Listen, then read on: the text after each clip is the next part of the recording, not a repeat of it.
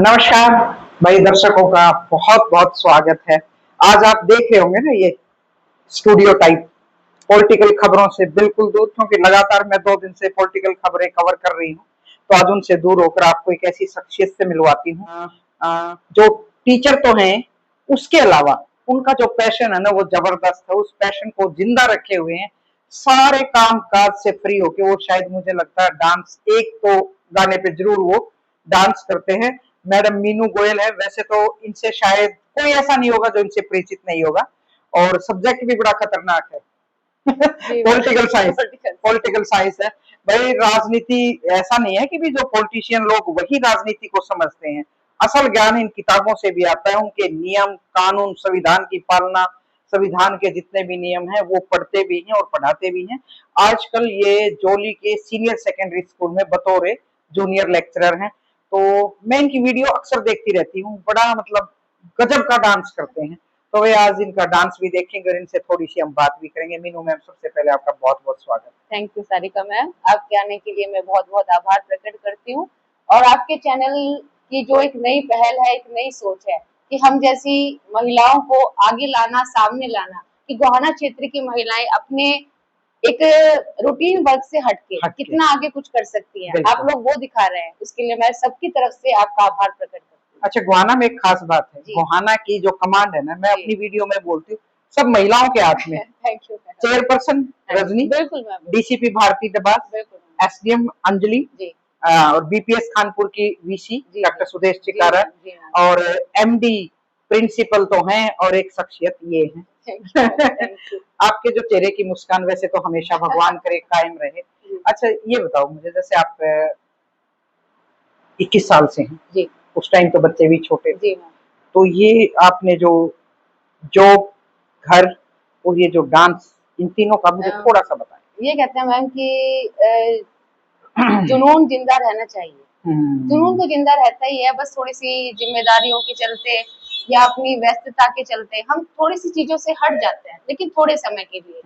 तो जब मैं वीडियोस नहीं बनाती थी तो मेरा रूटीन रहता था कि मैं तेज आवाज में गाने चला के काम करते करते रसोई में डांस करना, काम करते करते शीशे के सामने खड़े होके एक्टिंग करना। और मेरी माँ कहती थी कि मुझे बचपन से ही डांस का बहुत शौक था। इवन अगर रेडियो में गाना चल रहा है तो मैं गाना सुनते सुनते भी पढ़ लेती थी। अच्छा, हाँ, ध्यान में कन्वर्ट होता, ध्यान कन्वर्ट नहीं होता था, और मुझे एक बड़ा रिलैक्स मिलता था, क्योंकि मैं घर में इकलौती लड़की थी, घर में और कोई भाई बहन नहीं था। भाई मेरे 13 साल बाद पैदा हुआ। अच्छा। तो जो मेरा अकेलापन था वो मैंने अपने अभिनय के माध्यम से, अपने डांस के माध्यम से उसको दूर करने का प्रयास किया। और मैं ये कहना चाहूंगी, जितनी फिल्में मैंने देखी हैं, जितने गाने मैंने सुने हैं, जितने टीवी एक्ट्रेसेस, जितने हीरो हीरोइन के नाम मैं जानती हूँ, शायद ही कोई जानता है। सुन लो दर्शकों, कमाल है। मतलब मैं तो सोचती थी मुझे ही पता है, यहाँ तो भंडार बैठा है कि सबके नाम। अच्छा, पुरानी फिल्में देखते हो या नहीं? पुरानी ज्यादातर, इसलिए मुझे लगता है आपके स्टेप आशा पारिक वाले, शायरा बानो वाले। तो मैं जब आपकी वीडियो देखती थी, आपको ठीक से नहीं जानती थी, तो मैं सोचती थी शायरा बानो दूसरी। सच्ची में मैं ऐसा सोचती थी। लेकिन स्टेप कहीं से सीखे या नहीं? मैम, मैं कहीं से देख के अगर करने का प्रयास करूं, किसी की कॉपी करने का प्रयास करूं, तो मैं नहीं कर पाती। लेकिन आप जिस तरह से करते हैं ना, ऐसा लगता है कि फुल ट्रेंड है, जैसे भी फुल प्रैक्टिस कर रखी है या कहीं से। मैं आपको एक राज की बात बताना चाहूंगी। मैंने नृत्य की विधिवत शिक्षा कहीं से नहीं ली है, पर मैं अगर चाहूँ तो मैं सब तरह के नृत्य इजीली कर सकती हूँ, क्योंकि अंदर से निकल के आती है। सोच के नहीं करती कि मुझे इस वर्डिंग पे ये स्टेप करना है। बस आप कोई भी गाना प्ले कर दें, इवन आप सैड सॉन्ग प्ले कर दें, उस पे भी देखा मैंने, मैं उस पे भी डांस कर लूँ। अच्छा, मुझे लगता है वो गाने भी यही स्टूडियो टाइप जो आपने बना रखा है, ये मेरा छोटा सा एक स्टूडियो तो नहीं कहूंगी, बस मेरा एक छोटा सा कोना है। लेकिन ये कोना आपको कितना सुकून देता होगा? ये कोना मुझे बहुत सुकून देता है। मैं यहाँ आने के बाद मैं भूल जाती हूँ कि मुझे खाना भी खाना है या मुझे कोई और काम करना है, कौन आया कौन गया, दुनिया जहान से बिल्कुल लापरवाह, बिल्कुल बेपरवाह, बस मैं और मेरा कैमरा।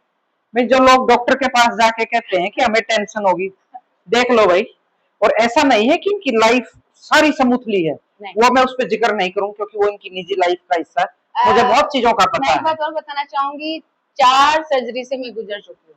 हैं? जी। क्या हो गया था? दोनों बच्चे मेरे सिजेरियन से हैं। अच्छा। उसके बाद मुझे यूट्रस रिमूव कराना पड़ा 2022 में। ओहो। देन आफ्टर अभी 2023 में मैंने गॉल ब्लैडर का ऑपरेशन कराया। हाँ, वो मैंने देखा था। जी जी जी। तो और मतलब आज मैं जो भी कुछ हूँ, एक बात सबसे ज्यादा कहना चाहूंगी सारिका जी, आप लोगों का प्यार, मेरी फ्रेंड सर्कल का प्यार, मेरे साथियों का प्यार, मेरे साथियों का मुझे मोटिवेट करना, नहीं आप ये भी कर सकती हैं, नहीं आप ये भी कर सकती हैं। और शायद मैं उन्हीं की वजह से, मैं आज जो भी कुछ हूँ, मैं उनकी वजह से। बिल्कुल। अच्छा, जैसे जब मतलब आप इतने अच्छा डांस गाने करते हैं, तो आपका थोड़ा बहुत प्रभाव बच्चों पे गया कुछ? बिल्कुल मैम, बिल्कुल। मेरे स्कूल के बच्चों को लेके मैं पंचकुला गई थी एक बारी, मौलाना में मेरी पोस्टिंग थी। हाँ। और वहाँ केवल आधा घंटा में मैंने एक लड़की को एक डांस तैयार कराया था। अच्छा। और आप यकीन नहीं करेंगे, पंचकुला में पूरे हरियाणा के स्कूल आए हुए थे, हैंडीकैप्ड बच्चों का वो आयोजन था। और वहाँ उस लड़की ने केवल आधा घंटे की परफॉर्मेंस में 2nd पोजीशन उसने गेन की थी। जी। अभी मैंने जोड़ी में जो है युवा संसद कराया। हाँ। युवा संसद में हम पूरे जिले में हमारा प्रथम स्थान रहा हमारे विद्यालय का। और सबसे बड़ी बात ये, उन गांव के बच्चों को वहां तक लेके आना मेरे लिए बहुत टफ था। उन लोगों को नहीं पता था, उन बच्चों को नहीं पता था। और सबसे बड़ी बात, बॉयज स्कूल है। हाँ, अच्छा, बॉयज स्कूल है मैम। ओके। तो लड़के तो वैसे इन चीजों से दूर भागते हैं। जी। तो कई बार मतलब जैसे बच्चों को या आपको ये तो जरूर रहता होगा सब्जेक्ट के अलावा कि जो आपके अंदर अपनी कला ना, वो मैं ज्यादा से ज्यादा जहाँ भी मेरी पोस्टिंग हो वो सीखे। होता है कई बार? बिल्कुल मैम, बिल्कुल। तो रोक नहीं पाते होंगे? नहीं रोक पाती।